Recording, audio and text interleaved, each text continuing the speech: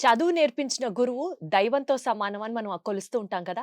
Hello everybody, అందరికీ నమస్కారం. Welcome to this special podcast. ఈరోజు నాతో ఉన్నటువంటి గెస్ట్ చాలా చాలా చాలా స్పెషల్ పర్సన్. ఎందుకంటే ఒక గొప్ప విద్యావేత్త. అంతేకాకుండా ఆయన గురించి మాట్లాడాలంటే ఐఐటి అనేది మెడ్రాస్ ఐఐటిలో కంప్లీట్ చేసుకున్న తర్వాత, మాస్టర్స్ చేసిన తర్వాత డెలైట్లోకి వెళ్ళి జాబ్ కూడా చేయడం జరిగింది యుఎస్లో. సీన్ కట్ చేస్తే మళ్ళీ వెనక్కొచ్చి ఇండియాలో బోలెడన్ని గవర్నమెంట్ ఎగ్జామ్స్ క్లియర్ చేయడంతో పాటు విద్యారంగంలో ఆయనకంటూ ఒక ప్రత్యేకమైన స్థానాన్ని ఆయన ఏర్పరచుకోగలిగారు. ఇదంతా ఒక ఎత్తు అయితే, ఆయన చదువుకోవడం, ఆయన ఒక స్థానానికి విద్య ద్వారా రికగ్నిషన్ పొందడం కాకుండా ఎందరో స్టూడెంట్స్కి ఆయన ఒక మంచి జీవితాన్ని కూడా ప్రసాదించారు. అందుకనే అంటున్నాను కదా, గురువుని మన సంస్కృతిలో దైవంతో సమానం అని. శరత్ చంద్ర ఐఏఎస్ అకాడమీ డైరెక్టర్గా all India second rank, third rank ఇలా ఎన్నో ర్యాంక్స్ సాధించడంతో పాటు Sarath Chandra IIT and NEET academy డైరెక్టర్గా 100 లోపు ఆల్ ఇండియా ర్యాంక్స్ సాధించినటువంటి సంస్థ మన శరత్ చంద్ర అకాడమీ. ప్రత్యేకంగా ఈ ఎపిసోడ్లో నీట్ అండ్ ఐఐటికి సంబంధించి మన Sarath Chandra IIT and neat అకాడమీలో ఎలాంటి కోచింగ్ ఇస్తారు, ఏ రకంగా స్టూడెంట్స్ని మౌల్డ్ చేస్తారు, అక్కడ ఉన్నటువంటి విద్యా సదుపాయాలు ఏంటి, అన్నిటి అంశాల గురించి చాలా క్లియర్గా మాట్లాడుకుందాం. Before we get into the subject, ఒక్క మాట చెప్పాలనుకుంటున్నాను. ఆయన ఒక అకాడమిక్ డైరెక్టర్ అవ్వడం కాకుండా నార్మల్గా మనకి గవర్నమెంట్ కాలేజెస్లో, గవర్నమెంట్ స్కూల్స్లో పిల్లలందరికీ కూడా అవగాహన సదస్సులు నిర్వహించడం ఆయన ప్రత్యేకత. ఎందుకంటే మా ఇన్స్టిట్యూట్కి వచ్చి చదువుకోవడమే కాదు, పిల్లలు ఎక్కడున్నా సరే వాళ్ళకి అవగాహన లేక ఇవాళ బోలెడని ఆపర్చునిటీస్ మిస్ అవుతున్నారు. కాబట్టి వాళ్ళకి ఎక్స్ప్లెయిన్ చేయాలి అన్న ఆ తపన, తృష్ణ అన్నీ కలిపితే he is none other than Sarath Chandra garu. నాతో పాటు ఇవాళ మన స్పెషల్ పాడ్కాస్ట్లో గెస్ట్గా ఉన్నారు. శరత్ చంద్ర గారు, నమస్తే అండి. నమస్తే మేడం. సార్, ఎలా ఉన్నారు? బాగున్నాను మేడం. చాలా హ్యాపీగా ఉంది ఈ రోజు నా షోలో మీతో కలిసి మాట్లాడడం. నాకు హ్యాపీగా ఉంది మీతో మాట్లాడడం. Wonderful sir. ముందుగా మీరు ఐఐటి బ్యాక్గ్రౌండ్ నుంచి వచ్చారు. మీ అకాడమీలో కూడా మిగిలిన ఫ్యాకల్టీ మెంబర్స్ అందరూ కూడా ఐఐటి బ్యాక్గ్రౌండ్ నుంచి వచ్చారు. ఐఐటి బ్యాక్గ్రౌండ్ నుంచి వచ్చిన మీకు ప్రత్యేకంగా స్టూడెంట్స్ని ఐఐటి కోసం ప్రిపేర్ చేయడానికి ఏమైనా ఎక్స్ట్రా అడిషనల్ అడ్వాంటేజ్ లాగా కనిపిస్తుందా సార్? ఖచ్చితంగా. నేను ఇంటర్మీడియట్లో ఐఐటికి ప్రిపేర్ అయ్యాను. ఐఐటి మెడ్రాస్లో సీట్ వచ్చింది నాకు. అక్కడ బీటెక్ చేస్తుండగా నేను అబ్జర్వ్ చేసింది ఏంటంటే, నాలాగే ఎవరైతే డిఫరెంట్ స్టేట్స్ నుంచి వచ్చారో వీళ్ళందరూ కూడా ఐఐటిలో ర్యాంక్ సాధించడానికి మెయిన్ రీజన్ ఏంటంటే వాళ్ళ ఫండమెంటల్స్ స్ట్రాంగ్గా ఉన్నాయి. సో చాలా మంది ఏమనుకుంటామంటే, ఐఐటి ర్యాంక్ రావాలంటే బాగా ఇంటెలిజెన్స్ ఉండాలి, 10th క్లాస్ దాకా బాగా చదువుకొని ఉండాలి, లేకపోతే ఎక్కువ ఎగ్జామ్స్ రాయాలనుకుంటారు. బట్ ఇవన్నీ నిజం కాదు. మనం చదువుకున్న కొన్ని బుక్స్ అయినా కూడా, ఎగ్జామ్స్ తక్కువ రాసినా కూడా ప్రతి కాన్సెప్ట్ని బాగా అర్థం చేసుకుంటే ఖచ్చితంగా ర్యాంక్ వస్తుంది. ఇది అర్థం చేసుకున్నాను నేను. అయితే నేను ఐఐటి మెడ్రాస్ బీటెక్ చేయడమే కాకుండా Sarath Chandra IIT medical academy start చేసిన తర్వాత నేను మా ఫ్యాకల్టీలో ఎక్కువ మందిని ఐఐటియన్స్ తీసుకున్నాను. చాలా మంది, నేను అయితే ఐఐటి మెడ్రాస్ నుంచి వచ్చాను, చాలా మంది ఐఐటి ఢిల్లీ నుంచి, ఐఐటి ముంబై నుంచి బీటెక్ చేసి ఒక 10 to 15 years టీచింగ్ ఎక్స్పీరియన్స్ ఉన్న వాళ్ళు తీసుకున్నాను. దానికి కారణం ఏంటంటే, నా దగ్గర ఎంఎస్సీ చేసిన వాళ్ళు, పిహెచ్డి వరకు ఉన్నారు, ప్రొఫెసర్. వాళ్ళకు కూడా ఈక్వల్ గా స్టఫ్ ఉంటుంది కదా సార్? మీరు చెప్పింది కరెక్టే. ఖచ్చితంగా నాలెడ్జ్ వైజ్ గా అందరు సేమే. అంటే ఖచ్చితంగా ఐఐటికే వాళ్ళే నాలెడ్జ్ ఎక్కువ ఉంటే చెప్పడం కరెక్ట్ కాదు. ఎంఎస్సీ పిహెచ్డి నాలెడ్జ్ ఎక్కువ ఉంటుంది. మన ఫ్యాకల్టీ కూడా ఆ మిక్స్ ఉంటుంది, కాంపోజిషన్ ఉంటుంది. కానీ ఐఐటియన్స్కి అడ్వాంటేజ్ ఏంటంటే, వాళ్ళు ఎగ్జామ్ రాస్తున్నారు కాబట్టి నాలెడ్జ్ తో పాటు ఎగ్జామ్ ఎలా క్లియర్ చేయాలి కూడా ఉంటుంది. ఎగ్జాక్ట్లీ. ఎగ్జామ్ క్లియర్ చేసే ఆ న్యాక్ ఉంటుంది వాళ్ళకి.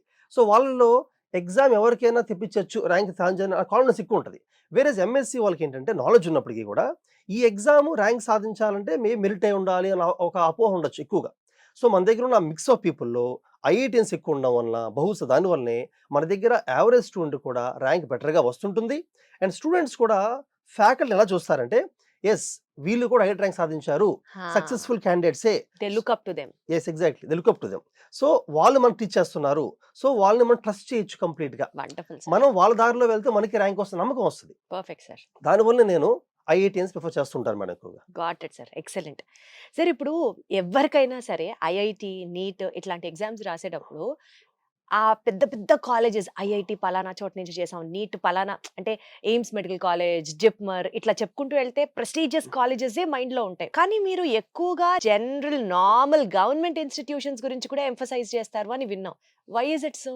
ఎవరికైనా ఏం పెద్దదే ఉంటుంది కదా. లేదు, కరెక్ట్ మీరు చెప్పింది. మీరు అన్నట్టుగా ఏమవుతుందంటే, మన తెలుగు రాష్ట్రాల్లో స్టూడెంట్స్ ఎక్కువగా, పేరెంట్స్ కూడా ఐఐటి జే ఎగ్జామ్ ప్రిపేర్ అవుతారు. ఐఐటి మిస్ అయితే ఎన్ఐటికి వెళ్తారు. ఎన్ఐటి మిస్ అయితే వాళ్ళ మైండ్‌లో ఐఐటి, ఎన్ఐటి మిస్ అయితే ఇంకా ప్రైవేట్ కాలేజెస్ మంచిగున్నాయి గదా! వెళ్దాం అనుకుంటారు. ఓకే. కానీ ఇండియాలో ఇంజినీరింగ్ కాలేజెస్‌లోనే ఐఐటీస్, ఎన్ఐటీస్ అవే రేంజ్‌లో మంచి గవర్నమెంట్ కాలేజెస్ ఉన్నాయి. ఫర్ ఎగ్జాంపుల్ ఓహ్! ఐఐఎస్‌సిఆర్స్ ఒక గ్రూప్ ఆఫ్ కాలేజెస్ ఉన్నాయి. ఓకే. దానికి జేఈఈ ద్వారా వెళ్ళొచ్చు. ఐఐటి అనే ఎగ్జామ్ రాసి వెళ్ళొచ్చు. కానీ ఓకే. మన తెలుగు స్టూడెంట్స్ ఎక్కువగా కూడా ఈ ఐఐటి ఎగ్జామ్ గురించి అవగాహన లేకపోవడం ఎగ్జామ్స్ రాయరు. అలాగే నైసర్ అని ఒక మంచి ఇంజినీరింగ్ కాలేజ్ ఉంది. అందులో గాని గ్రాడ్యుయేషన్ చేస్తే డైరెక్ట్‌గా వాళ్ళకి బార్క్‌లో గవర్నమెంట్ జాబ్ వచ్చే అవకాశాలు ఎక్కువగా ఉంటాయి. వావ్! 80% డైరెక్ట్‌గా ఆళ్ళు ప్లేస్ అవుతారనమాట. కానీ దానికి రాసే నెక్స్ట్ ఎగ్జామ్ గురించి కూడా అవగాహన లేదు స్టూడెంట్స్‌కి. అసలెప్పుడు వినలేదు సార్ ఈ ఎగ్జామ్స్ గురించి. అది అంటే మన తెలుగు రాష్ట్రాల్లో అవగాహన లేదు మేడం. బట్ వేరే నార్త్‌లో చాలా మంది they aim for many government colleges. అచ్చా! సో నేను మన స్టూడెంట్స్ ఎవరైతే మన కాలేజ్ చదువుతున్నారో వాళ్ళతో రాయించడమే కాకుండా జనరల్‌గా బయటికి వెళ్లి సెమినార్స్ చెప్తూ ఉంటానన్నమాట. ఇలా ఐఐటీ ఎగ్జామ్ కూడా మీరు రాయొచ్చు. నెక్స్ట్ ఎగ్జామ్ రాయొచ్చు. అలాగే సీయూఈటీ అది ఒక 3, 4 ఇయర్స్ బ్యాకే స్టార్ట్ అయింది ఇది. Common university entrance test CUET. అదేంటంటే మన దగ్గర ఆంధ్ర యూనివర్సిటీ లాగా, ఉస్మానియా లాగా డిఫరెంట్ స్టేట్స్‌లో స్టేట్ అండ్ సెంట్రల్ కాలేజెస్ ఉన్నాయి. వాటన్నిటి కలిపి కామన్ ఎంట్రన్స్ ఎగ్జామినేషన్ అన్నమాట. ఇది రాయడం వల్ల మంచి మంచి స్టేట్ లెవెల్ అద్భుతం. సెంట్రల్ కాలేజ్ వెళ్ళగలుగుతారు. అది కూడా అప్లై చేసి రాయిస్తూ ఉంటాం అనమాట. ప్రైవేట్ కాలేజెస్‌లో ట్రిపుల్ ఐటీ గురించి అవగాహన ఉంది. అంటే గవర్నమెంట్ ట్రిపుల్ ఐటీస్ ఉన్నాయి కానీ ప్రైవేట్ ట్రిపుల్ ఐటీస్ ఎక్కువ ఉన్నాయి. మన తెలుగు వాళ్ళు బాగానే వెళ్తుంటారు దానికి. అగైన్ బిట్సాట్ ఎగ్జామ్ కూడా ఈ మధ్య ప్యాటర్న్ మారింది కాబట్టి రీజనింగ్ అనేది అందులో యాడ్ చేశారు కాబట్టి చాలా కాలేజ్ పిల్లలు రాయట్లేదు. దాని రీజనింగ్ ఎక్స్ట్రా చెప్పి చదువు రాయిస్తూ ఉంటాం. నా ఏం ఏంటంటే ఐఐటీకి ప్రిపేర్ అయిన స్టూడెంట్ ఐఐటీస్, ఎన్ఐటీస్ మిస్ అయినా ఐఏఎస్ఆర్, ఎన్ఐఎస్ఆర్, సియూటీ, IIST Kerala, IISc Bengaluru, GFTIs, సిఎఫ్టిఎస్‌కి ఈజీగా వెళ్ళొచ్చు. ఈ ఆప్షన్స్ అన్ని ఎక్స్‌ప్లోర్ చేసి మిస్ అయితే అప్పుడు మాత్రమే ప్రైవేట్ కాలేజ్‌కి వెళ్ళాలి అనేది నా ఉద్దేశం. Wonderful sir. ఈవెన్ మెడిసిన్ కూడా అంతే. మెడిసిన్ కూడా మెడిసిన్‌కి కూడా ఇన్ని ఆప్షన్స్ ఉన్నాయా సార్? ఉన్నాయి మేడం. అంటే ఏమవుతుందంటే మెడిసిన్‌లో డిఫరెంట్‌గా ఎంబీబీఎస్‌కి ఎయిమ్స్ మీరన్నట్టుగా మీరు బాగా చెప్పారు. ఎయిమ్స్, జిప్మర్‌ని ఎయిమ్ చేస్తూ ఉంటారు. అది మిస్ అయితే గవర్నమెంట్ మెడికల్ కాలేజ్ వెళ్తూ ఉంటారు. కానీ ఎంబీబీఎస్ మిస్ అయిందనుకోండి. ఎంబీబీఎస్ రాలేదనుకుందాం. అంటే A category, B category miss అయిందనుకుందాం. సి కేటగిరీ జనరల్‌గా ఫీజ్ ఎక్కువగా ఉంటుంది కాబట్టి ఎక్కువ మంది దానికి ఎఫర్ట్ చేయలేరు.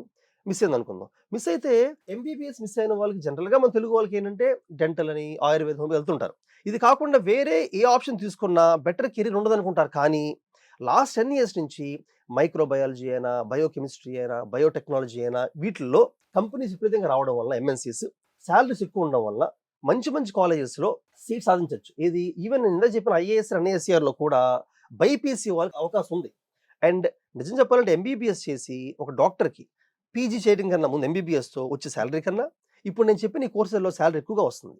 ఈవెన్ అంటే ఓకే డాక్టర్ అవ్వాలన్న ప్యాషన్ ఉంటది కరెక్టే. ఆ ప్యాషన్ మిస్ అవ్వచ్చేమో. బట్ కెరీర్ వైస్‌గా, ప్లేస్‌మెంట్ వైస్‌గా, సాలరీ వైస్‌గా చాలా బెటర్ ప్యాకేజ్ వచ్చేవి చాలా ఆప్షన్స్ ఉన్నాయి. అవన్నీ తెలియకపోవడం వలన ఎక్కడో లోకల్‌గా బీఎస్సీ జాయిన్ అయిపోతుంటారు బీఎస్సీ. సో అవేర్‌నెస్ అనేది క్రియేట్ చేయడం ఇంపార్టెంట్ కాబట్టి మా దగ్గర శరత్ చంద్ర మెడికల్ అకాడమీలో నీట్ కోచింగ్ తీసుకుంటున్న పిల్లలకే కాకుండా బయట వాళ్ళు కూడా అవేర్‌నెస్ ఇస్తూ ఉంటాను జనరల్‌గా నేను. అద్భుతం సార్. అసలు మీరు చెప్పింది ఎగ్జాక్ట్‌లీ కాపీ పేస్ట్ నా జీవితంలోనే. ఎంసెట్ ఉండేది. ఎంసెట్ ట్రై చేసాం. రాలేదు. తర్వాత ఇంకా ఆప్షన్ లేక బీఎస్సీ తర్వాత ఎంఎస్సీ బయోకెమిస్ట్రీ చదువుకొని మనం ల్యాబ్ పెట్టుకోకపోతే ఇక అసలు మనకు ఉద్యోగ అవకాశాలు రావని చెప్పి కంప్లీట్‌గా మళ్ళీ మీడియాలోకి షిఫ్ట్. ఈ ఇంటర్వ్యూ అయిపోయిన తర్వాత మీ నంబర్ తీసుకొని నేను ప్రత్యేకంగా మీతో టచ్‌లో ఉంటాను సార్. మా అబ్బాయి this year his preparing for NEET అన్నమాట. Oh! Good. So what options do we have అన్నది కూడా తెలియాలి. As a parent also the society needs to know. So I will keep in touch. Coming back to our content sir. Sir ఇప్పుడు జనరల్‌గా మాట్లాడుకుందాం. IIT గాని, neat కానీ, NTA exams ఏదైనా clear చేయాలి అంటే ఆ స్టూడెంట్ షుడ్ బి ఎక్సెప్షనల్లీ మెరిటోరియల్ అని ఒక థియరీలో మేమందరం బతుకుతూ ఉన్నాం. ఎందుకంటే నేషనల్ లెవెల్ ర్యాంక్ కొట్టాలి అని అంటే అసలు టూ మచ్ మెరిట్ అయి ఉండాలి. విపరీతమైన హార్డ్ వర్క్ అయి ఉండాలి. 6th నుంచి అదే స్ట్రీమ్‌లో రుద్దించబడుతూ ఉండాలి. అప్పుడే ఎగ్జామ్ క్లియర్ అవుతుంది. కాంపిటీటివ్ ఎగ్జామ్ క్లియర్ అవుతుంది అని. సో ఒక యావరేజ్ స్టూడెంట్ గనుక శరత్ చంద్ర అకాడమీకి వస్తే would he be able to clear the main exam sir? మీరేమంటారు? అంటే మీ నిర్వచనం ఎలా ఉంది? ఫస్ట్ ఆఫ్ ఆల్ మన తెలుగు స్టేట్స్‌లోనే ఈ మెంటాలిటీ ఉంది. మీరు చెప్పిన ఎగ్జాక్ట్లీ. ఐడియాలజీ అనేది ఈవెన్ మా పేరెంట్స్ కూడా నేను ఇంటర్‌లో అదే ఆలోచన ఉండేది. మెరిట్ అయితే బాగా కష్టపడితే ఎక్కువ ఎగ్జామ్స్ రాస్తే అంటే డే అండ్ నైట్ కూర్చుంటే మీరు ర్యాంక్ 10th వస్తది. గోల్డ్ మెడలిస్టా సార్? లేదు 10థ్‌లో నేను జస్ట్ అంటే గుడ్ స్టూడెంట్‌ని. బెస్ట్ స్టూడెంట్ కాదు కానీ గుడ్ స్టూడెంట్ అంతే. ఇంటర్‌లో గోల్డ్ మెడలిస్టా లేదు సార్? ఇంటర్‌లో కూడా నా మార్క్స్ ఓకే డీసెంట్ మార్క్సే. బట్ జేఈఈ ర్యాంక్ వచ్చింది. సూపర్. ఎందుకంటే నేను కొంచెం కాన్సెప్ట్స్ బాగా ఫోకస్ చేయగలిగాను. బట్ ఆఫ్ కోర్స్ నేను చదువుకున్న కాలేజ్‌లో ఫ్యాకల్టీ కూడా బాగా హెల్ప్ చేశారు. అయితే మేడం మీరన్నట్టుగా మీరు క్వెషన్స్ అడిగారు చూసారా గోల్డ్ మెడలిస్ట్ అని. ఎందుకంటే మీ ఆలోచన ఏంటంటే బేసికల్‌గా ఎయిమ్స్ లో సీట్ రావాలన్నా మెడిసిన్ ఎగ్జాక్ట్లీ లేదా ఇంజనీరింగ్ ఐఐటి రావాలన్నా కూడా ఐఐటిలో జనరల్ గా 10th ఇంటర్మీడియట్ లో మంచి స్కోర్ వచ్చి ఉండాలని ఆలోచన ఉంది. ఎగ్జాక్ట్లీ అయితే మరి ఇప్పుడు మీరు చూస్తే మన 10th ఇంటర్లో మార్క్స్ వచ్చే విధానం ఎక్కువగా కూడా మెమరీ బేస్డ్ గా ఉంటుంది. అవును జేఈలో ఎయిమ్స్ లో ర్యాంక్ వచ్చి అంటే సీట్ రావాలంటే అది కాన్సెప్ట్ బేస్ మీద ఉంటుంది కానీ మెమరీ బేస్ ఎక్కువ కాదు. అంటే ఈ రెండు టూ డిఫరెంట్ స్ట్రీమ్స్ అన్నమాట. అంటే మైండ్ సెట్ వేరేలా ఉండాలి రెండింటికి కూడా. అయితే మీరు అన్నట్టుగా 6th నుంచి 10th క్లాస్ రుద్దుతారని చెప్పారు కదా, అలా ఎందుకు రుద్దుతారంటే బేసికల్గా foundation bridge course bridge course అది ఎందుకు చేస్తారంటే మన స్టేట్స్ లో ఎక్కువ మంది దానికి ఏం చేయడం వల్ల మన తెలుగు పిల్లలు అందరూ ఇంజనీరింగ్ మెడిసిన్ ఇంక వేరే ఆఫ్ చేయరు. అవును. చేయడం వల్ల ప్రతి ఇంటర్మీడియట్ కాలేజ్ లో టాప్ సెక్షన్ ఉంటుంది. టాప్ సెక్షన్ అంటే వాళ్ళు ఫస్ట్ నుంచి కూడా బాగా చదువుకునే పిల్లలు. ఆ పిల్లల కోసం ఒక కరికులం డిజైన్ చేశారు చాలా కాలేజెస్. కరికులం ఎలా ఉంటుందంటే సిలబస్ ఫాస్ట్ ఫినిష్ చేస్తారు, ఎగ్జామ్స్ ఎక్కువ పెట్టేస్తారు. అదే కరికులంని మిగతా పిల్లలందరికి ఇస్తారన్నమాట. ఈ మిగతా పిల్లలందరికీ బ్యాక్గ్రౌండ్ లేకపోయినా, ఫౌండేషన్ లేకపోయినా అదే కరి ఇవ్వడం వల్ల ఆ మిగిలిన పిల్లలకి ఆలోచించుకునే టైం ఇవ్వకుండా ఫాస్ట్ సిలబస్ చెప్పడం. కాలేజెస్ కూడా ఏంటంటే సిలబస్ మేము ముందు ఫినిష్ చేసామంటే మేము చేసాం కరెక్ట్ అన్న ఒక ధోరణిలో వెళ్తున్నారు. ఎగ్జామ్స్ మేము ఎక్కువ పెట్టాం, అసైన్మెంట్స్ ఎక్కువ చేయించాం, మిట్టలు ఇచ్చాం ఇలా వెళ్తున్నారు. కానీ ఇదంతా ఎవరు సెట్ అవుతుందంటే టాప్ ఒక <0.01% పిల్లలకి సెట్ అవుతుంది. మిగిలిన వాళ్ళకి ఏం చేయాలంటే మనం వాళ్ళ మెంటాలిటీని అర్థం చేసుకొని వాళ్ళ పేస్లోకి వెళ్ళాలి. ఒక స్టూడెంట్ ఎక్కువ ప్రాక్టీస్ చేయడం కాదు, ఎక్కువ ఆలోచించాలి. ఒక ప్రాబ్లం ప్రాక్టీస్ చేసిన తర్వాత రాలేదనుకోండి, ఆలోచించే టైం మనం ఇవ్వాలి. Very student well said sir. ప్రతి స్టూడెంట్ అతని మైండ్ సెట్ ప్రకారంగా ఆలోచించుకుంటాడు. కొంతమంది కూడా ఆలోచించచ్చు, వదిలేయాలి, ఆలోచించుకొని నెక్స్ట్ ప్రాబ్లంకి వెళ్తారు.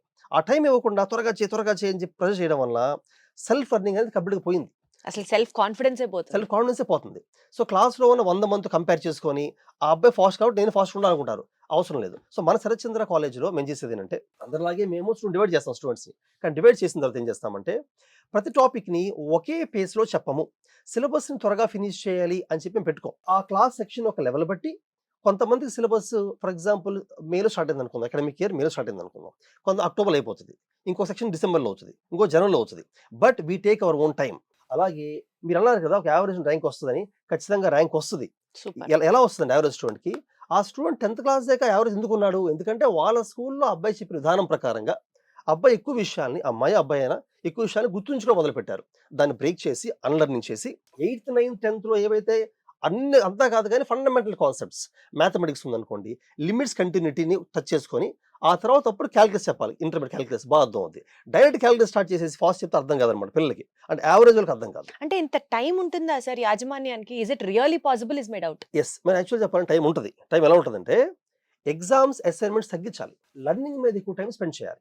ఎవరైనా టాప్ సెక్షన్లో పిల్లలు ఫాస్ట్గా ఉంటే వాళ్ళకి ఎగ్జామ్ పెట్టుకోవచ్చు, మిగిలిన వాళ్ళకి కొంచెం స్లోగా చెప్తూ వీకెండ్ ఎగ్జామ్ పెట్టినప్పుడు కూడా మనం ఇప్పుడు ఏ వచ్చింది, ఒకప్పుడు ఏ లేదు, ఇప్పుడు ఏ వచ్చింది కాబట్టి ఎగ్జామ్ పెట్టిన తర్వాత ఆ మార్క్స్ మనం అనలైజ్ చేసినప్పుడు మా కాలేజ్లో ఏం చేస్తుంటామంటే ఆ స్టూడెంట్ పేపర్ అనలైజ్ చేసినప్పుడు కాన్సెప్చువల్ క్వశ్చన్స్ తప్పు వస్తే మరొకసారి టాపిక్ క్విక్గా రివైజ్ చేస్తాం, అప్లికేషన్ తక్కువ వస్తే ఎక్కువ ప్రాబ్లమ్స్ ప్రాక్టీస్ చేస్తాం. అలా డిఫరెన్షియేట్ చేయగలగాలి పిల్లలు. మనం డిఫరెన్స్ చేయగలిగి ప్రతి స్టూడెంట్కి మెంటర్షిప్ ఇవ్వాలి. ఇప్పుడు మా దగ్గరైనా కూడా మేము ప్రతి క్లాస్కి తక్కువ స్ట్రెంత్ మెయింటైన్ చేస్తూ ప్రతి 10 స్టూడెంట్స్కి మెంటర్ పెడతాం. మెంటర్ ఎందుకంటే స్టూడెంట్ ఎలా ఆలోచిస్తున్నాడు, కాన్ఫిడెన్స్ ప్రాబ్లమా, టైం మేనేజ్ చేసుకోలేకపోతున్నాడా, అంటే అప్లికేషన్ అర్థం అవ్వట్లేదా, అర్థం చేసుకొని అతనితో మాట్లాడి అమ్మాయితో మాట్లాడి వాళ్ళ ప్రకారంగా మౌల్డ్ చేసుకుంటూ వెళ్ళాలి మనం. మెంటర్షిప్ అవసరం. ఏ స్టూడెంట్కి అయినా కూడా ఒక మెంటర్ ఫ్యాకల్టీ వచ్చి నువ్వు చేయగలవు, నీకు ర్యాంక్ వస్తుంది, నేనున్నాను అని చెప్తే వాళ్ళే చదువుకుంటారు. మనం ఒక సపోర్ట్ సిస్టమ్ క్రియేట్ చేయాలి, ఒక ఎకో సిస్టమ్ క్రియేట్ చేయాలి. సో అలాగే నిన్న చెప్పిన ఐఐటి ఫ్యాకల్టీ అని కదా మేడం, ఐఐటి ఫ్యాకల్టీనే కాదు మా దగ్గర లాస్ట్ ఫ్యూ ఇయర్స్లో చదువుకొని ర్యాంక్ సాధించిన ఐఐటి ఎయిమ్స్ ర్యాంకర్స్ కూడా రెగ్యులర్గా పిలుస్తూ ఉంటాం. వాళ్ళు వచ్చి పిల్లలతో మాట్లాడుతూ ఉంటారు. సూపర్. అప్పుడు పిల్లలకి ఓకే వీళ్ళు ర్యాంక్ వచ్చింది మాకు వస్తుంది, నమ్మకం వస్తూ ఉంటుంది. సో కరికులం ఎలా డిజైన్ చేస్తామంటే అసైన్మెంట్స్ కూడా ఒక చాప్టర్ అయిన తర్వాత దాని మీద డిఫరెంట్ లెవెల్స్లో అసైన్మెంట్స్ తయారు చేస్తాం. టాప్ సెక్షన్కి టఫ్ ప్రాబ్లమ్స్ ఇస్తాం, టఫ్ ఛాలెంజింగ్గా ఉంటే బాగా చదువుతారు. కొంచెం యావరేజ్ అనుకున్న వాళ్ళకి ఇనీషియల్గా ఈజీ అసైన్మెంట్ ఇవ్వాలి. అది వాళ్ళు చేసుకుంటూ వెళ్ళే కొద్దీ కాన్ఫిడెన్స్ పెంచుకుంటూ వెళ్ళే కొద్దీ నెక్స్ట్ లెవెల్కి వెళ్ళాలి. అంతేగాని ఈ అసైన్మెంట్ చేస్తే ఐఐటి ర్యాంక్ వస్తుంది, ఇది చేస్తే ఎయిమ్స్ వస్తుంది, నువ్వు ఎందుకు చేయలేకపోతున్నావు, నీకు అంత బాగా చదవట్లేదు, కష్టపడడం ఏం రాదు, కష్టపడడం కాదు, యాక్చువల్గా అర్థం చేసుకోవాలంతే. వీకెండ్ ఎగ్జామ్స్ కూడా అంతే. వీకెండ్ ఎగ్జామ్స్ కూడా అందరికి ఒకటే ఎగ్జామ్ పెట్టేసి అబ్బాయికి ఎక్కువ తక్కువ కరెక్ట్ కాదు. స్లోగా ఉన్న స్టూడెంట్స్కి ఎగ్జామ్స్ సింపుల్ ఎగ్జామ్స్ పెట్టుకుంటూ మార్క్స్ ఎక్కువ తెప్పించుకుంటూ కాన్ఫిడెన్స్ బిల్డప్ చేసుకుంటూ ముందుకెళ్ళిపోవాలి. సార్ మీరు ఇంత క్లియర్‌గా, ఇంత ఓపెన్‌గా మాట్లాడుతున్నారు కాబట్టి ఆనెస్ట్‌గా ఒక ఇంటర్ చదివే స్టూడెంట్ మదర్‌గా అడుగుతున్నాను సార్. జనరల్ సినారియోని గనుక గురించి మనం మాట్లాడితే మీరిప్పుడు ఏమన్నారు? టైమ్ ఇవ్వాలి. మెరిట్ స్టూడెంట్‌కి ఎగ్జామ్స్ పెడితే పెట్టొచ్చు. బట్ యావరేజ్ స్టూడెంట్‌కి ఆ డిఫరెన్షియేషన్, ఎక్స్‌ప్లనేషన్ నుంచి రావాలి అన్నారు. సపోజ్ మెరిట్ స్టూడెంట్స్ బ్యాచే ఉందనుకుందాం సార్. For example 80+ మెరిటే, 90+ మెరిటే. మెరిట్ వాళ్ళందరిని కలిపి ఒక సెక్షన్‌లో ఏసాం. ఒక పేరెంట్ మెంటాలిటీ ఎలా ఉంటుందంటే ఇంటర్‌లో జాయిన్ అయిన ఫస్ట్ డే నుంచి సపోజ్ ఐఐటీ అనుకోండి. నువ్వు ఐఐటీ ర్యాంక్ కొట్టాలి, కొట్టాలి, కొట్టాలి, కొట్టాలి. నీట్ అనుకోండి. నువ్వు ఎయిమ్స్ కొట్టాలి. నువ్వు అది చెయ్యాలి, ఇది చేయాలి. తెలియకుండా స్టూడెంట్‌లో ఒకలాంటి స్ట్రెస్, ప్రెషర్ బిల్డ్ అవుతుంది. First point. Second point merit సెక్షన్‌లోనే ఉన్నారనుకుందాం. ఈ మెరిట్ సెక్షన్‌లో గూడా వీక్లీ స్కోర్‌ని బట్టి I'm not pointing out at 1 college or 2 colleges. It is a general scenario which exists in the society today. వీళ్ళకి ఎగ్జామ్స్ పెట్టి వాళ్ళలో వాళ్ళకే కాంపిటీషన్ పెంచుతున్నారు అని చెప్తూ అక్కడ సెక్షన్ డిమార్కేషన్ జరుగుతుంది.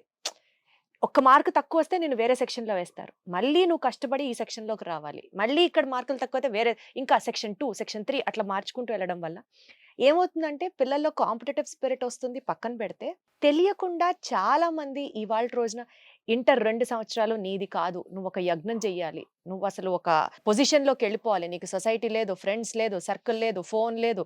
చదువు, చదువు, చదువు, చదువు. ఇలా చెప్పడం వల్ల పిల్లల్లో ఒక తెలియని స్ట్రెస్ వచ్చేస్తుంది. మనం చూస్తూ ఉంటాం న్యూస్‌లో అడపాదడపా ఇంటర్మీడియేట్ చదువుతున్న పిల్లలు సూసైడ్ చేసుకోవడాలు. నాకిదొద్దు, నాకు ఈ లైఫ్ వద్దని పైనుంచి దూకేయడాలు. సో ఇంత స్ట్రెస్‌ఫుల్ అట్మాస్ఫియర్‌లో డెఫినెట్‌లీ వి అగ్రీ కాంపిటీషన్ ఉంది. స్ట్రెస్‌ని తగ్గించుకుంటూ, స్ట్రెస్‌ని హ్యాండిల్ చేస్తూ ఈ కాంపిటీటివ్ ఎగ్జామ్స్‌కి పిల్లల్ని పంపించడం సాధ్యం కాదా సార్? శరత్ చంద్ర అకాడమీలో మీరు ప్రత్యేకంగా పిల్లలు స్ట్రెస్ ఫీల్ అవ్వకుండా ఉండడానికి ఎలాంటి కేర్ తీసుకుంటారు?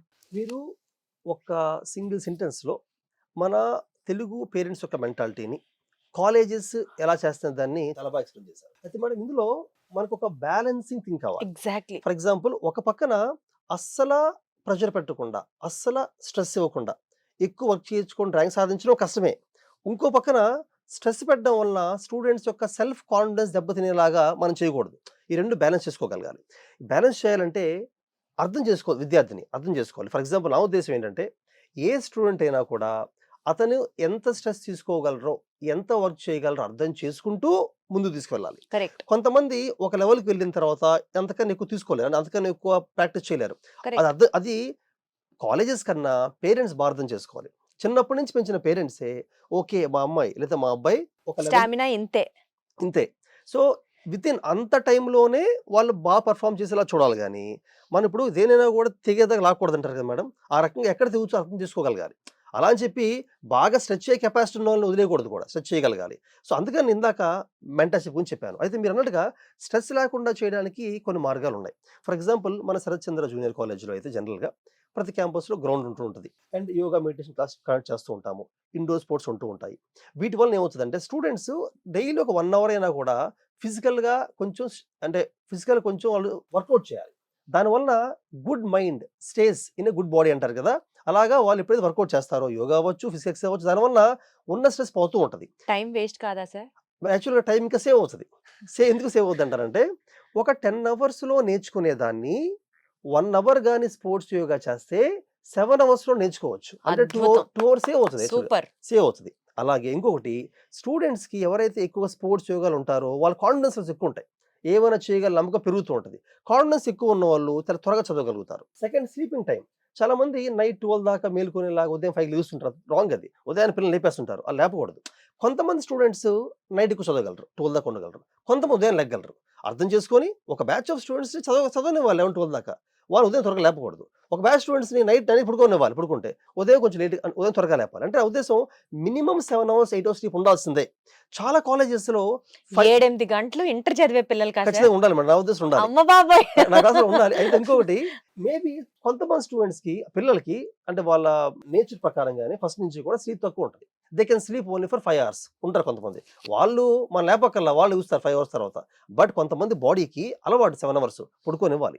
ఎక్కువ నిద్రపోతేనే ఆ రోజు చదివింది మొత్తం కూడా నెక్స్ట్ డే కల్లా బ్రెయిన్‌లో ప్రాసెస్ అయ్యి బెటర్‌గా అర్థం చేసుకుంటారు. యాక్చువల్‌గా చదవడం కన్నా స్లీపింగే బెటర్‌గా అర్థం చేస్తది. They can understand things better if they sleep more. అలాగే సో అందుకని మేము ఫోకస్ చేసేది స్పోర్ట్స్ యోగా మీద, గుడ్ స్లీప్ మీద అండ్ గుడ్ న్యూట్రిషియస్ ఫుడ్ మీద. ఇంకొకటి super. Fourth thing, good counselling from academic staff, non academic staff. Academic staff ఏం చేస్తారు, ఎలా అర్థం చేసుకుంటున్నారు, డౌట్స్ ఎక్కడ ఉన్నాయి, ఎలా చేస్తున్నారు, ప్రాబ్లమ్స్ని మాడుతూ ఉంటారు, కౌన్సిలింగ్ చేస్తారు.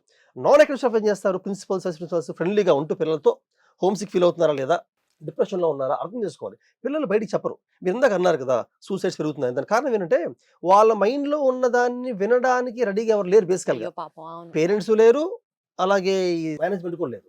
అందుకనే మెంటర్షిప్ సెషన్స్ అని చెప్పి కౌన్సిలింగ్స్ పెట్టాలి, వీక్లో ఒకసారి పెట్టాలి. పెడితే మనకు అర్థమవుతుంది స్టూడెంట్స్ మనం ఫాలో అవుతాం సార్ ఈ ప్రొసీజర్. ఫాలో అవుతాం. మనం ఖచ్చితంగా ఎవ్రీ వీక్ మన నాన్ అకాడమిక్ స్టాఫ్ కూడా ఫ్రెండ్లీగా పిల్లలతో మాట్లాడుతుంది. ఎందుకు మాట్లాడతారంటే వాళ్ళు మాడదే ఉండదు, అవుతారు. అంతే మాడదే ఉండదు. మామూలుగా ఎలా ఉంది ఫుడ్ బాగా ఇంత తినట్లేదు అడుగుతుంటారు. అలా మాడే కొద్దీ స్టూడెంట్కి వాళ్ళ ప్రాబ్లమ్స్ ని చెప్పుకొని ఒక పర్సన్ ఉంటారు.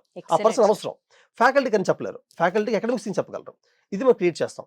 అలాగే ఇందాక చెప్పిన మోటివేషన్ అని, మోటివేషన్ క్లాస్ అనేవి ఫ్రీక్వెంట్ గా ఉండాలి. ఈ మధ్య సినిమాల్లో కూడా లాస్ట్ ఒక 1 minute మోటివేషన్ పెడతారు కదా, ఏదో లాస్ట్ 1 minute. అలా కాకుండా ప్రతి వారం ఒక అరగంట సేపు మోటివేషన్ చేస్తూ ఉంటే వాళ్ళకి ఎవ్రీ వీక్ డోస్లా ఇస్తుండాలి.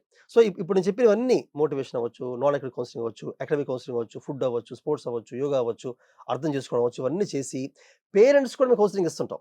నేను అంటే పేరెంట్ టీచర్ని పెడుతుంటాను. నేను యాక్చువల్లీ నేను పర్సనల్గా ప్రతి క్యాంపస్కి వెళ్తుంటాను, రెగ్యులర్గా కొన్ని క్లాస్ తీసుకుంటుంటా, పిల్లలతో మాడుతుంటాను, పేరెంట్స్ కూడా మాడుతుంటాను. నేను ఏం చెప్తాను పేరెంట్స్కి, ఏం చెప్తానంటే మీరు సపోర్ట్ ఇవ్వండి, లేదా కామ్గా ఉండండి, స్ట్రెస్ పెట్టద్దు, స్ట్రెస్ పెట్టద్దు అవసరం లేదు. ఆల్రెడీ వాళ్ళు స్ట్రెస్ లోనే ఉన్నారు. మేము కూడా స్ట్రెస్ పెడుతుంటాం కదా, మేము కూడా ఎగ్జామ్స్ మార్క్స్ తక్కువ వస్తే పిలుస్తూ మాడతాం మేము కూడా. ఒకటి మేడం, ఇప్పుడు కంప్లీట్ ఒక సైడే చూసి పిల్లల్ని అసలు ఏం అనకూడదంటే కరెక్ట్ కాదు కూడా. అంటే మీరు అగ్రీడ్ సార్, పిల్లల మీద కొంచెం స్ట్రెస్ పెట్టాలి, కానీ ఎందుకు పెట్టాలంటే పెట్టకపోతే మళ్ళీ రిలాక్స్ అయిపోతారు, లేజీ అవుతారు. కానీ you should understand how much to keep అన్నమాట. అది ఆ psychology class student it vary అవుతుంటుంది. Perfect sir, perfect. ఇది కూడా చక్కగా స్టూడెంట్ క్యూరేట్ చేసి కస్టమైజ్ చేసినటువంటి ప్లాన్ అన్నమాట శరత్చంద్రాలో ఫాలో అయ్యేది. Lovely sir. సార్ ఇప్పుడు ఎగ్జామ్ ప్యాటర్న్స్ ఐఐటి కావచ్చు, నీట్ కావచ్చు, బికాజ్ నాకు నీట్ ఎక్కువ తెలుసు కాబట్టి నేను నీట్ ఎగ్జాంపుల్ కోట్ చేస్తున్నాను. లాస్ట్ 2 years బ్యాక్ వరకు కూడా papers where like okay handle చేయొచ్చు, తర్వాత చాలా టఫ్ చేసేసారు పేపర్స్. కొన్ని సిలబస్, కొన్ని చాప్టర్స్ డిలీట్ చేశారు, కొన్ని చాప్టర్స్ యాడ్ చేశారు. ఇట్లా ఐఐటి కూడా ఎప్పటికప్పుడు exam patterns everything keeps on changing and getting updated. మనం కూడా ఎలా అప్డేట్ అవుతాం సార్ దానికి? మీ అబ్బాయి నీట్ చదువుతున్నాడు కదా, నీట్ మీ అబ్బాయితో మాడినప్పుడు మామూలుగా అడిగారు అనుకోండి, మీ అబ్బాయి చెప్తారంటే అమ్మ ఇలా 2025 నీట్ ఎగ్జామ్ అనేది ఫిజిక్స్ బాగా టఫ్గా వచ్చిందని చెప్తాడు. టఫ్గా రావాలంటే ఏమైందండి మేడం, యాక్చువల్ 2024 దాకా కూడా నీట్ ఎగ్జామ్ మొదలుపెట్టి ఫ్యూ ఇయర్స్ అయింది, స్లోగా పెంచుకుంటూ వచ్చారు లెవెల్ని. అంటే ఎన్సీఆర్టీస్ దాటి వెళ్ళట్లేదు, కాన్సెప్ట్ తనలో ఉన్నాయి, అప్లికేషన్ పెంచుతున్నారు. ఫిజిక్స్ ఏమైందంటే 2024 దాకా కూడా నీట్ ఎగ్జామ్లో సింగిల్ ఫార్ములా ఇచ్చేవాళ్ళు. ఈవెన్ కెమిస్ట్రీలో కూడా ఫిజికల్ కెమిస్ట్రీలో డైరెక్ట్ ఫార్ములా ఇచ్చేవాళ్ళు. దానివల్ల స్టూడెంట్స్ ఎలా ట్రైన్ అప్ అయ్యారంటే కాన్సెప్ట్స్ పక్కన పడేసి ఫార్ములానే బట్టి కూడా ఎగ్జామ్కి వచ్చేవాళ్ళు, ర్యాంక్ కొట్టేవాళ్ళు కూడా. దాన్ని బ్రేక్ చేయడం కోసం, అంటే ఈ కోచింగ్ ఇన్స్టిట్యూట్స్ ఏవైతే ఫార్ములాస్ బట్టి పట్టి చేస్తున్నారో దాన్ని బ్రేక్ చేయడం కోసం కోచింగ్ ఇన్స్టిట్యూట్స్ అయినా కాలేజెస్ అయినా కాన్సెప్ట్ అందజేయాలి అన్న దానికోసం ఎన్టీ ఏం చేసిందంటే 2025 నీట్లో ఫిజిక్స్ పేపర్లో ప్రతి క్వశ్చన్ ని 2 to 3 కాన్సెప్ట్స్ కల్పించింది. అంటే సింగిల్ ఫార్ములా చేయలేం మనం. దీనికోసం ఎక్కువ కష్టపడాల్సిన అవసరం లేదు, తక్కువ కష్టపడాలి.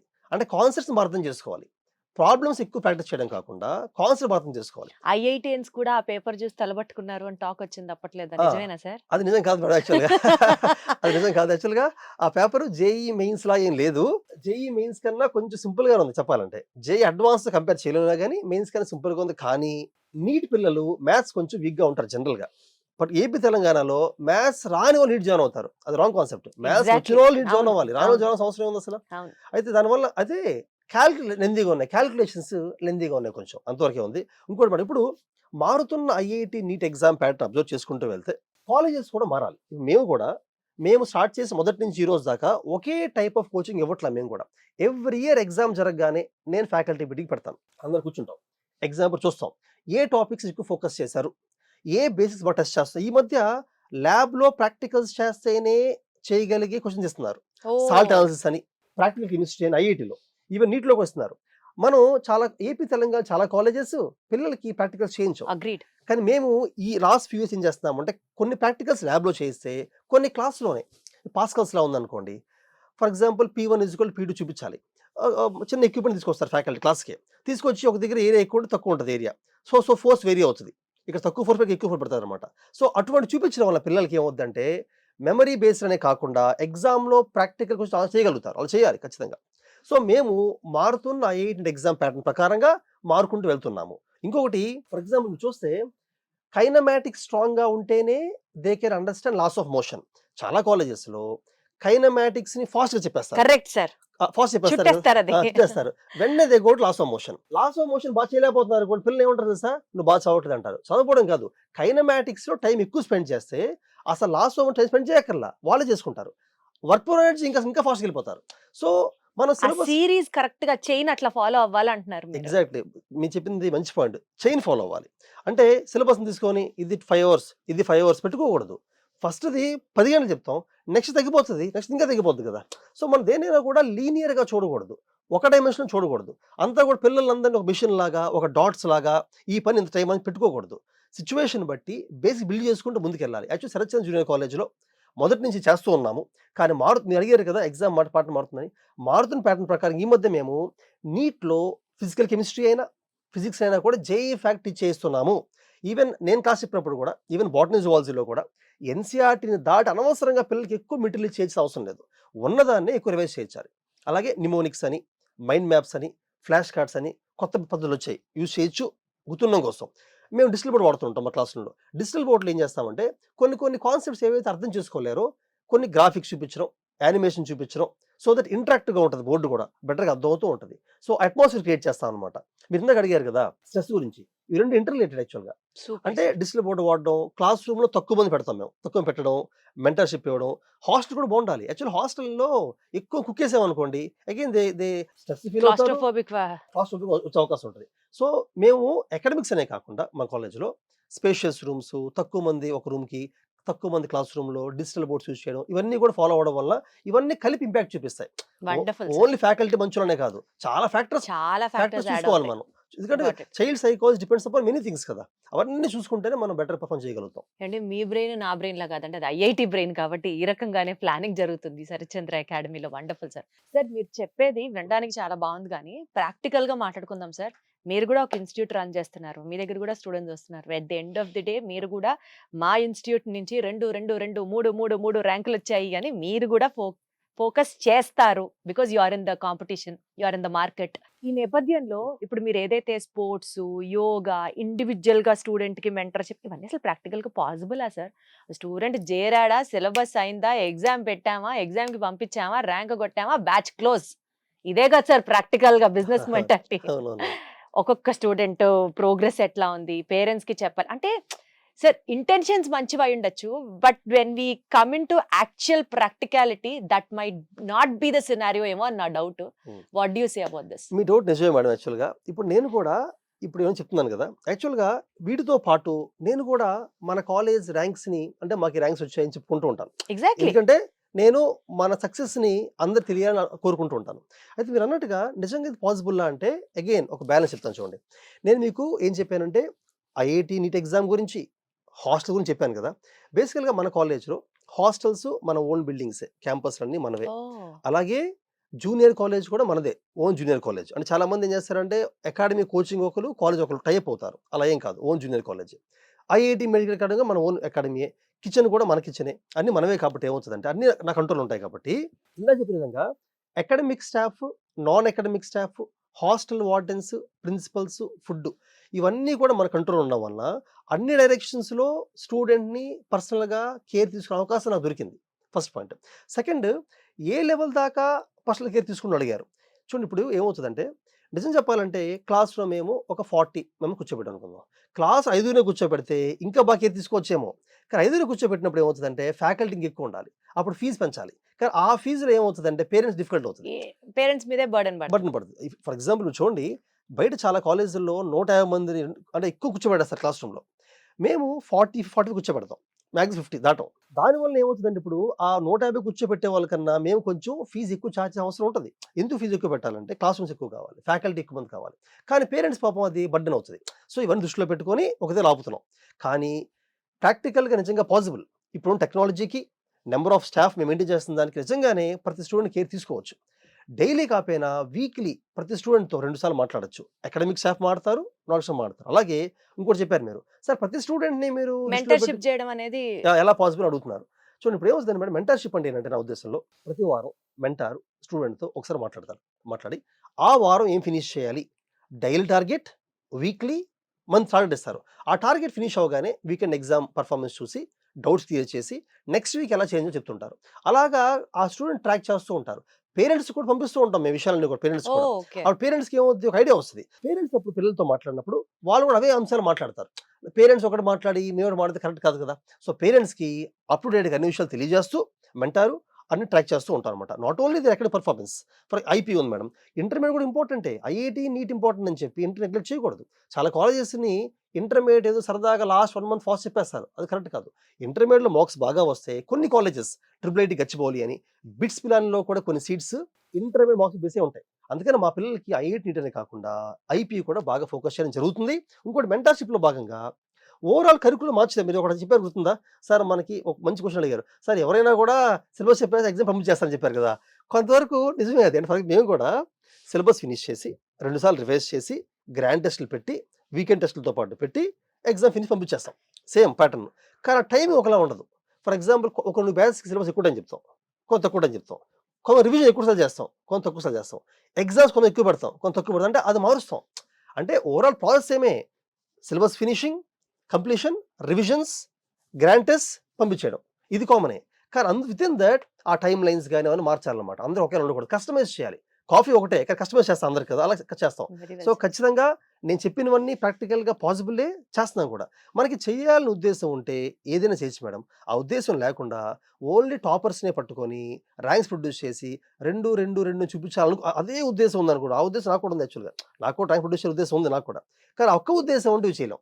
దాంతోపాటు పేరెంట్స్ మన పైన పెట్టుకుని నమ్మకం ఉంటుంది. వాళ్ళు ఎదిగే పిల్లలు మంచి ఫుడ్ పెట్టకపోతే గ్రోత్ అవుతుంది, అది పాపం కూడా యాక్చువల్ చేయడం. అలాగే పిల్లలకి ర్యాంక్ వచ్చి రాకపోయినా ఒక మంచి అట్మాస్ఫియర్ క్రియేట్ చేసి ఆనందంగా బయటికి వెళ్ళాలి, అది very important. Life health very important కదా ర్యాంక్తో పాటు, దాన్ని ఫోకస్ చేయగలగాలి. ర్యాంక్ ఒకటి ఇంపార్టెంట్, పేరెంట్స్ ఫీల్ అయినా నేను ఫీల్ అవ్వను. నేను ర్యాంక్తో పాటు ఆనందంగా ఉండాలి. మీరున్నారు ఇప్పుడు, మీరు ఇందాక ఏమంటున్నారంటే నేను బీఎస్సీ చేశాను, ఎంఎస్ చేశాను అని చెప్పారు కదా, మీడియాకి వచ్చారు కదా. కానీ మీడియాలో మీరు బాగా సక్సెస్ అయ్యారు కదా. ఎందుకు సక్సెస్ అయ్యారు? 100%. ఎందుకంటే మీరు హ్యాపీ పర్సన్, ఒక కాన్ఫిడెంట్ పర్సన్. మీలో ఉన్న కాన్ఫిడెన్స్ని, హ్యాపీనెస్ని మీ కాలేజ్ చంపేయలేదు, అది అలా ఉంది. కాబట్టి లైఫ్లో మీరు ఇటుపక్కకి వెళ్ళి సక్సెస్ అవుతారు. అది మనం చూసుకోవాలి పిల్లల్లో. ర్యాంక్ ఒకటి పెట్టుకోకూడదు. What it sir. సో ఈ ఇంటర్వ్యూ ద్వారా పేరెంట్స్, ఈ పర్టికులర్ మన ఎపిసోడ్ చూసిన ఆడియన్స్ అందరికీ కూడా ఒకటే చెప్పాలనుకుంటున్నానండి. బేసికల్గా మన పిల్లలకి ర్యాంకులు కొడితే సంతోషపడే వాళ్ళలో మనం డెఫినెట్లీ ఉంటాం. కానీ జీవితంలో ర్యాంకులు ఒక్కటే కాదు, సార్ చెప్పినట్లుగా లైఫ్ ఇంపార్టెంట్. ఆ 2 years ఆఫ్ దేర్ లైఫ్ నిజంగా అది చాలా చాలా చాలా important period of their life. అది చదువు ఉండాలి, ఎక్స్ట్రా కరిక్యులర్ యాక్టివిటీస్ అనుకోవచ్చు, హెల్త్ అనుకోవచ్చు, వాళ్ళకి కూడా సరదాలు, ఇవన్నీ కూడా ఈక్వల్గా బ్యాలెన్స్ అవుతూ చదువు నేర్పించబడుతుంది at Sharath Chandra IIT and NEET academy. Sir wonderful talking to you. చాలా ఇంపార్టెంట్ పాయింట్స్. ఇన్ఫ్యాక్ట్ ఇవాళ చాలా ఇన్స్టిట్యూషన్స్లో మిస్ అవుతున్నది what we have specially at Sharath Chandra IIT and NEET academy అనేది మేము తెలుసుకోగలిగాం.